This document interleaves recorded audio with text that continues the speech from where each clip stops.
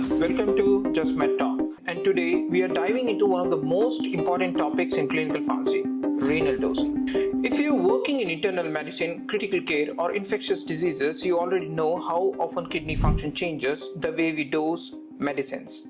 And with acute kidney injury or AKI being so common in hospitalized patients, getting renal dosing right is essential for safety and outcomes. Globally, around 15 to 30% of the hospitalized patients develop some degree of AKI, and in ICUs, the rate can climb even higher.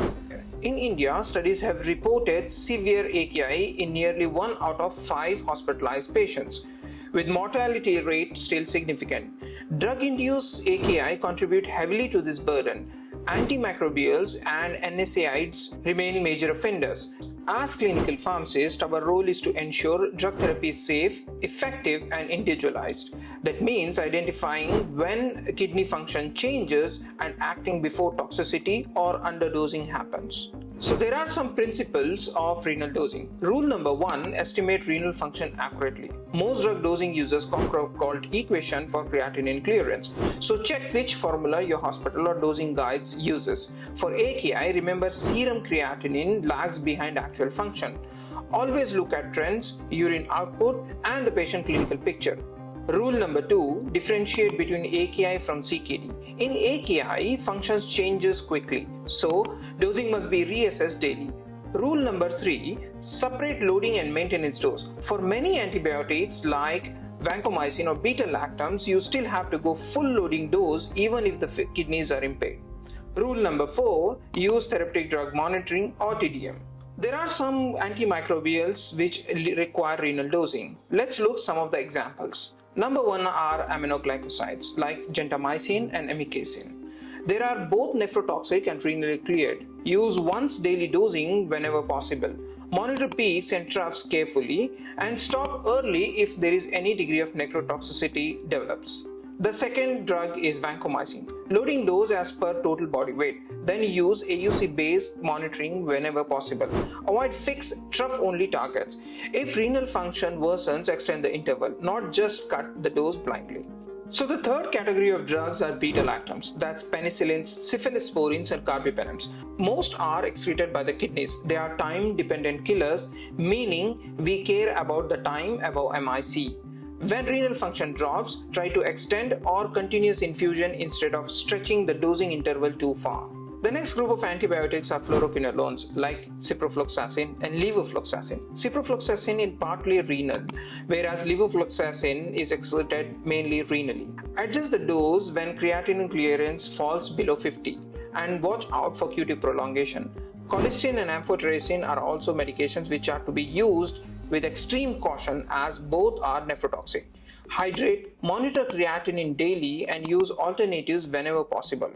One of the other drug is trimethoprim plus sulfamethoxazole. Reduce the dose in renal impairment. It can cause an artificial rise in serum creatinine, so interpret lab results carefully. Non-steroidal anti-inflammatory drugs are also to be avoided in acute kidney injury. They reduce the renal blood flow and can worsen existing or pre-existing injury. In India, over-the-counter of NSAIDs and herbal product use remains a major contributor to kidney injury. Your renal safety checklist. Number 1 is baseline creatinine and urine output before starting any nephrotoxin. Daily monitoring of AKI or patients on antibiotics like vancomycin. Use TDM wherever applicable, especially in case of vancomycin and aminoglycosides. Avoid combinations of nephrotoxic drugs whenever possible. Re-evaluate doses every time renal function changes. Keep a high-risk nephrotoxic drug list handy in your ward or ICU. Collaborate with nephrology department and infectious disease teams. Antimicrobial stewardship is everyone's job, and when in doubt, start with an appropriate loading dose and fine-tune once you have renal functions and culture results.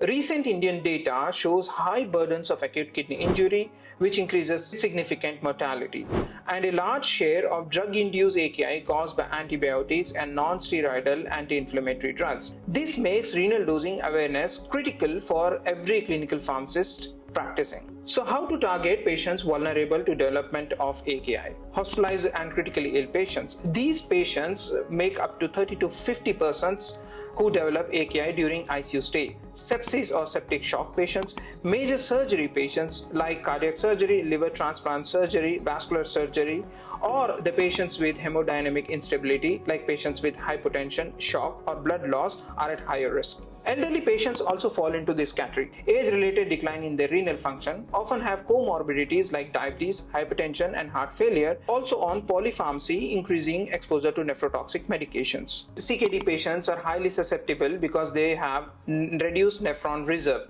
Even minor insults like volume depletion, nephrotoxic medication can trigger AKI. Heart failure patients also have reduced renal perfusion, which can precipitate AKI. Like cardiorenal syndrome. Pre-existing renal artery stenosis in case of atherosclerotic diseases can worsen AKI risk.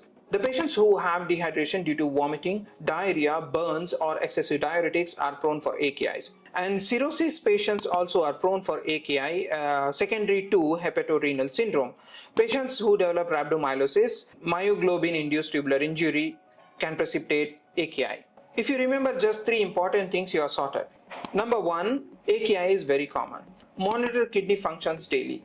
And third, use TDM and avoid nephrotoxic combinations. If you found this video helpful, give it a thumbs up, share it with your colleagues, and subscribe for more clinical pharmacy insights every week. Let's keep improving patient safety one dose at a time. Thank you very much. Until then, meet you in next video. Have a nice weekend.